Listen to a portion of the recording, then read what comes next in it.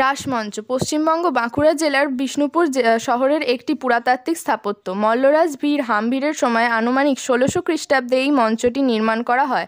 বৈষ্ণবরা রাস উৎসবে বিষ্ণুপুর শহরে যাবতীয় রাধাকৃষ্ণ বিগ্রহ এখানে দর্শনের জন্য নিয়ে আসা হতো।